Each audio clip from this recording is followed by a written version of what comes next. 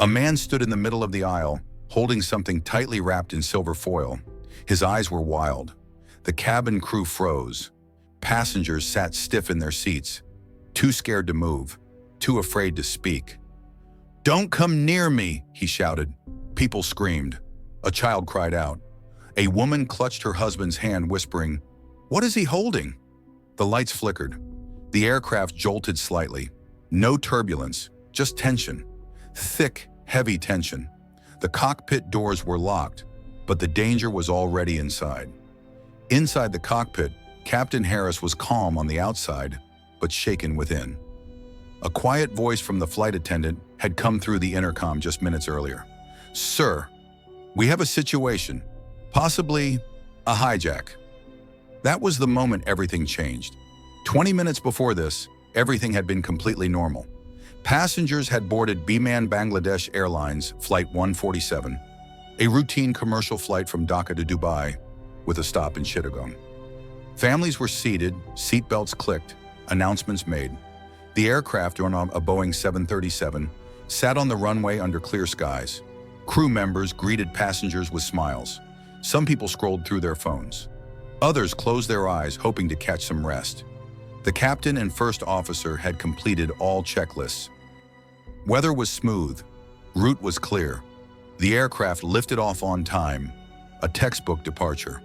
But somewhere between 15,000 and 20,000 feet, the atmosphere shifted. It started small. A man seated near the middle of the aircraft began acting strangely. He wouldn't sit properly. He kept adjusting something under his jacket. He paced near the galley. Flight attendants exchanged nervous glances. One of them approached him, politely asking if everything was okay. He smiled. "I need to speak to the Prime Minister." At first they thought he was joking, but then he pulled out a foil-wrapped device and said, just minutes before panic spread through the cabin, everything seemed calm. Biman Flight 147 had taken off smoothly from Dhaka, bound for Dubai with a planned stop in Chittagong. The Boeing 737 was steady in the sky, cruising at a comfortable altitude. Captain Harris had just given control to the autopilot, and the first officer was reviewing the weather report. Clear skies, no turbulence expected. In the cabin, passengers had started to relax. A few people unbuckled their seatbelts to stretch. Flight attendants were preparing for meal service. It was just another quiet leg of a regional flight. Except, not everyone was relaxed. One man stood out, seat 17A. He looked anxious, not the usual nervous flyer, anxious. This was different. He wasn't reading, wasn't talking, wasn't sleeping. He was just watching, eyes moving, breathing uneven, fidgeting with something in his jacket, something bulky, something wrapped. A flight attendant named Anna noticed it. She made eye contact with another crew member and softly said, "Watch seat 17A."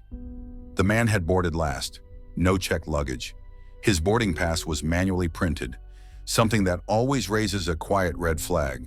But he cleared security. He passed through the boarding gate, and now he was pacing near the galley. He wasn't supposed to be out of his seat during this part of the flight. Anna politely approached him. "Sir, would you like to take your seat? We'll begin service shortly." He didn't answer. Instead, he looked at her, pulled his jacket tighter, and whispered something strange. "I need to deliver a message.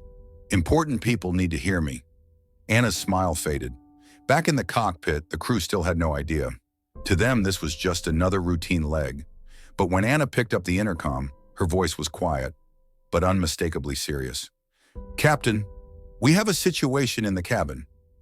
That was the moment things began to spiral. From the outside, Flight 147 still looked like just another plane in the sky. But on the inside, something dangerous had just been set in motion. And no one, not even Captain Harris, yet understood how far it would go. The man in seat 17A wasn't talking to anyone. He wasn't reading, sleeping, or even pretending to be calm. He just sat there, stiff, alert, and disconnected. To other passengers, he looked disturbed. To the cabin crew, he looked dangerous. His name, as later confirmed from the manifest, was Daniel West, mid-30s, clean-shaven, passport in order.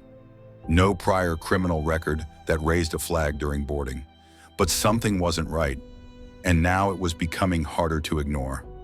Anna, the flight attendant who had first noticed his strange behavior, kept a careful eye on him. She saw him holding a small, square-shaped item wrapped in aluminum foil. At first glance, it could have been food, but his grip on it told a different story. He wasn't eating, he was hiding it. Another flight attendant walked by, offering drinks.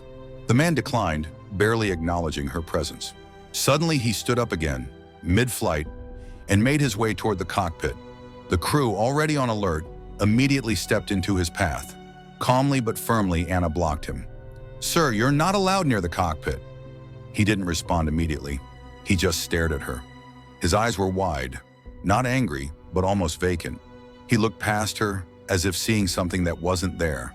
Then he said something chilling. "I need to speak to the Prime Minister." Anna froze. She looked around. A few nearby passengers had started noticing. A nervous silence spread across those few rows. Someone whispered, "Did he just say, Prime Minister?" And then very slowly, the man raised his hand, revealing the silver-wrapped object.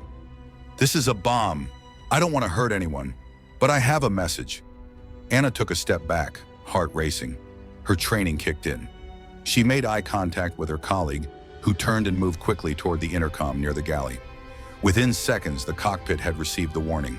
And now everyone on board, pilots, crew, passengers, were suddenly part of something they never imagined. A potential mid-air hijack happening right above their heads. The cabin fell into a terrifying silence. Anna's footsteps echoed faintly as she moved toward the intercom. No one was screaming, no one was moving, but you could feel it. The shift in the air, the fear crawling in through every row. Daniel West stood there, still holding the silver-wrapped object in one hand. His expression hadn't changed. Calm, focused, yet unsettlingly blank. As if he truly believed what he was saying. Passengers nearby sat frozen in their seats. Some had heard the word bomb. Others just sensed that something was very, very wrong. Eyes darted nervously. People avoided looking directly at him, but no one could look away for long either. A mother reached across the aisle to hold her child's hand. A man slowly slipped his phone into airplane mode and gripped it tighter. Not to call anyone, but just to hold on to something. Anna picked up the phone and pressed the button to the cockpit.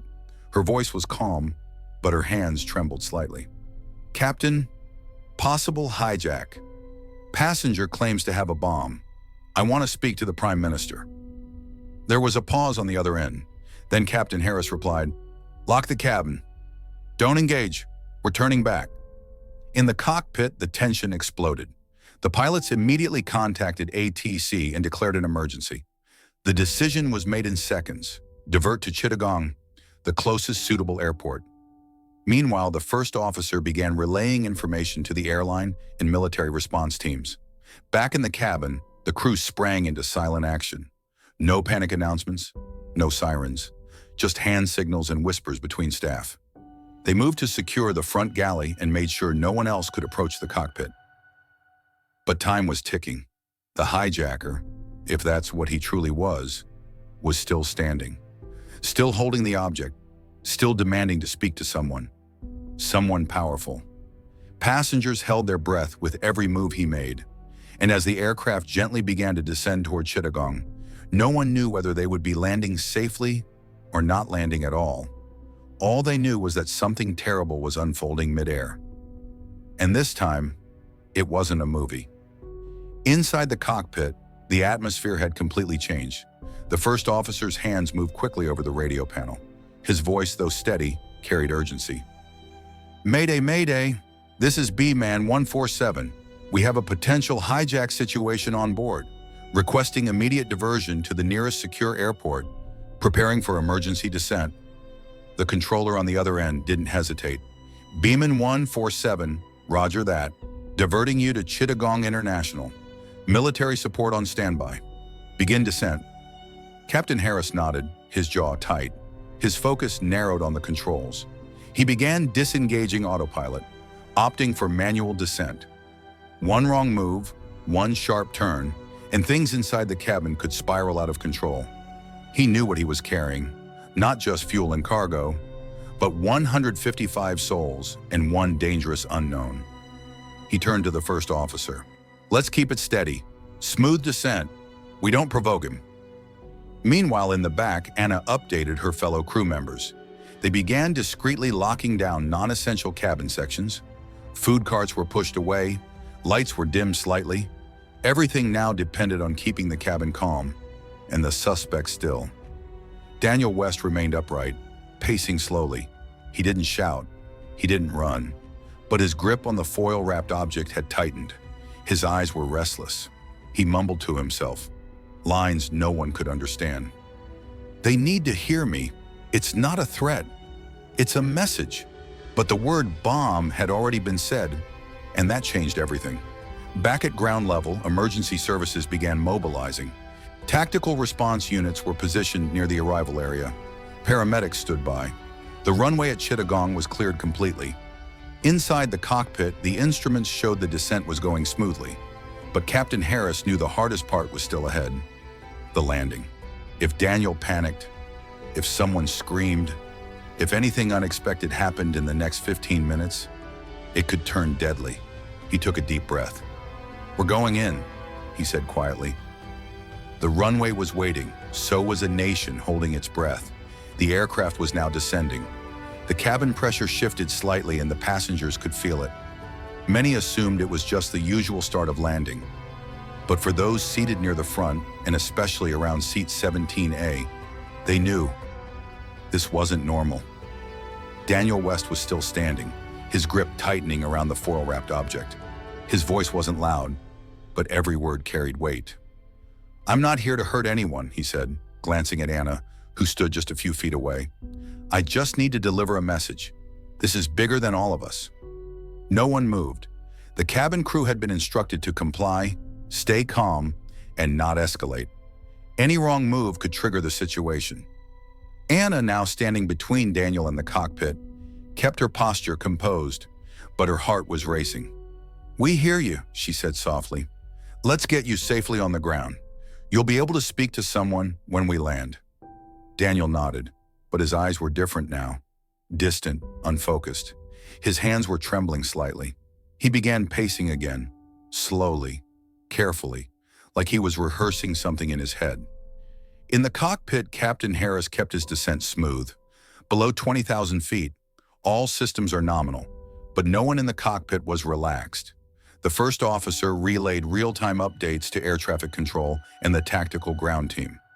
Everything was ready. Emergency personnel, negotiators, and tactical units were standing by at Chittagong. Still, one major unknown hung over everything. Was the device real? From her distance, Anna tried to assess. It looked flimsy. There were no visible wires or switches, but at 30,000 feet, no one was willing to gamble. Suddenly, Daniel stopped. He turned toward the front of the plane, toward the locked cockpit door. He raised his voice slightly, not shouting, but loud enough for the first rows to hear. "If you land this plane before I speak to the Prime Minister, you'll regret it." Several passengers gasped. A child whimpered. Anna didn't blink. "We're just following your instructions to get your message heard. Please stay calm. Everyone here wants to help." Daniel looked at her for a moment, then stepped back. The cabin behind them remained frozen. A man quietly began recording on his phone, just in case. Another passenger crossed himself. A woman silently mouthed a prayer. The plane dropped lower. The city lights of Chittagong were now visible through the windows. And everyone on board knew this flight was no longer just about where it was going. It was about how it would end. The runway stretched out ahead, a strip of bright white lights in the middle of the night. Beyond it, a line of emergency vehicles flashed red and blue. Tactical units were positioned, crouched and armed, eyes trained on the sky. Inside the cockpit, Captain Harris stared ahead, hands firm on the controls. His breathing was deep, steady. The first officer read out the approach speed, the descent angle, and last-minute landing parameters. No one in that cockpit blinked. Final descent, gear down, flaps full. The aircraft lowered, engines humming low, wings level. Back in the cabin, the tension was unbearable. Daniel West was still standing, still holding the foil-wrapped object. His expression was tighter now. Not rage, but something else. Doubt, maybe, or fear. Anna remained near him, never turning her back, never raising her voice. Her hands were open, visible. Every move she made was deliberate, rehearsed, calm. "Sir, we're almost there," she said gently. "Whatever message you need to give, you'll have that chance. But you must let us land." Daniel didn't respond. He looked out the window instead, eyes fixed on the flashing lights below. The reflection of the runway lights danced across his face. For a few seconds, he stood completely still. The plane touched down, softly, smoothly. There was a slight bounce as the tires met the concrete. Captain Harris kept the aircraft perfectly aligned, applying manual braking, easing the plane to a full stop. "We're down," he said into the radio. "Aircraft secure, engines running, awaiting ground instructions." Outside, armed units began their move. Dozens of trained responders approached the aircraft from multiple directions. Snipers positioned. Negotiators moved closer. The airport was in lockdown. Every second mattered. Inside the cabin, no one spoke. No one moved. The hum of the engines was the only sound. Daniel stood motionless. He didn't make a threat. He didn't say a word. The crew waited. So did the passengers. They all knew the plane had landed, but the flight was far from over. Captain Harris received final word from ground control.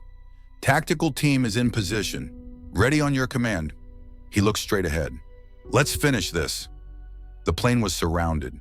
The lights outside grew brighter, and inside everyone held their breath, waiting for the moment that would decide everything.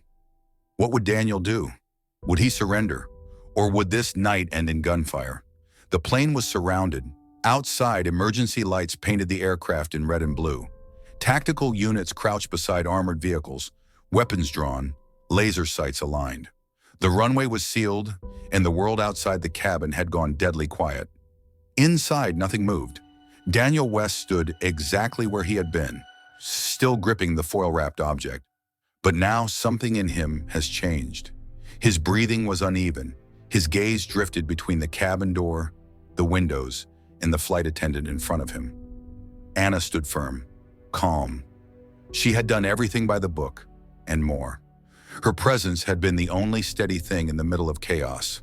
"Daniel," she said, finally using his name. "It's over now. No one's going to hurt you, but we need you to let go of that." He didn't move. For a second, it felt like the entire aircraft was holding its breath. Then came the signal. The cockpit phone rang once. Captain Harris answered. A calm voice from the ground said only 2 words. "Go, now!" In an instant, the cabin doors at both ends blew open. Tactical response teams stormed the plane. Yells filled the cabin. "Drop it! Hands up! On the floor! Now!" Passengers screamed. Some ducked behind seats, others froze in place. Anna instinctively stepped back as armed men rushed in, focused, precise, and fast. Daniel turned toward the front, startled. The object in his hand dropped slightly. One red dot appeared on his chest. "I just wanted..." Crack. A single shot rang out. Daniel collapsed where he stood. The foil-wrapped object hit the floor with a dull thud. There were no sparks, no explosion, just silence. Commandos rushed in. One secured the item, another secured the body. Medics stepped forward. It was over. A few passengers broke down in tears. One man began clapping quietly. Another hugged the stranger beside him. Anna leaned against the wall near the galley, finally letting herself breathe. The object was swiftly examined. It wasn't a bomb, it was a toy, wrapped in foil with parts of an old headphone wire attached. Harmless, physically, but emotionally devastating. As passengers were slowly evacuated onto the tarmac, many turned around for one last look at the aircraft, the place where they came face to face with fear and somehow walked away from it. No one knew exactly what had pushed Daniel to do what he did, but they all knew one thing: they were lucky. In the hours following the emergency landing, the entire airport remained in lockdown. Passengers were taken to a private terminal where they were checked, questioned, and comforted. Some were crying, some still in shock. Others sat in silence, trying to understand what had just happened. Meanwhile, the investigation had already begun. Authorities confirmed the identity of the hijacker. Daniel West, a 34-year-old man from a quiet suburban neighborhood outside Houston, Texas. No major criminal record, no known ties to terrorist groups. But what investigators uncovered painted a tragic and complex picture. Daniel had a history of emotional instability. Friends described him as intelligent, soft-spoken, but troubled. He had gone through a difficult divorce the year before. His father had passed away unexpectedly, and more recently, he had been fired from a job he deeply valued. Everything in his life had started to unravel. There were signs. He had posted cryptic messages online. Things like, "They won't listen until I do something that makes them listen." He wasn't planning a terror attack. He wasn't trying to hurt anyone. He was lost. And in his confusion, his grief, and his desperation to be heard, he boarded a plane with a fake bomb, and a very real plan to be noticed. Investigators found that the so-called device was nothing more than a toy wrapped in aluminum foil. There were no wires that worked, no trigger mechanism. It wasn't even believable up close. But in the air, in the context of a hijack threat, it was taken with the seriousness it deserved. And it had to be. Because in aviation, you don't get second chances. You can't wait and see if a bomb is real. Even a whisper of danger gets full attention. Officials praised Captain Harris and the flight crew, especially Anna, for their composure and professionalism. The airline released a statement honoring their actions, saying, "Their calm under pressure prevented chaos. Their teamwork saved lives." News outlets covered the story for days, but what stuck with people wasn't the act of violence. It was the strange, sad realization that Daniel never wanted to hurt anyone. He wanted to speak to the world, and he didn't know how, except through fear. The flight was over, but for the passengers of Biman Flight 147, the memory would last a lifetime. It wasn't the kind of terror they had imagined. There was no explosion, no fire, no screaming hijacker with demands written on paper. It was quieter, more haunting. A man in pain, a fake bomb, a world forced to respond. But the fear, that was real, and so was the heroism. Captain Harris never raised his voice. He never made a mistake. Every decision, from the slow descent to the radioed mayday, was executed with calm precision. He landed the plane like he'd done 100 times before, but this time, every life on board depended on him. Anna, the flight attendant, never panicked. She stood between danger and the cockpit. She talked Daniel down. She showed the kind of quiet bravery that doesn't make headlines, but saves lives. And the passengers? They sat in silence. They followed orders. They didn't cause chaos even when it was building inside them. That's what saved them all. There were no heroes wearing capes, just ordinary people doing exactly what they needed to, when it mattered most. Daniel West never got to deliver his message. But maybe in a strange and painful way, he already had. He showed the world how important it is to listen, to notice the signs, to ask the questions before it's too late. Because sometimes the most dangerous thing in the air isn't a bomb. It's a broken heart with nowhere to land. If you were on that plane, would you have stayed calm? Would you have trusted the crew? What if it had been real? Let us know in the comments. Your thoughts matter here. If this story made you feel something, like the video. It helps others find it. Subscribe to CrashPlan Diaries, where we tell the untold stories of real flights share with someone who flies often, because knowing what to do could save lives. Thank you for watching. Stay safe, stay human, and always trust your crew. This was Biman Flight 147, and this time, the ending could have been different.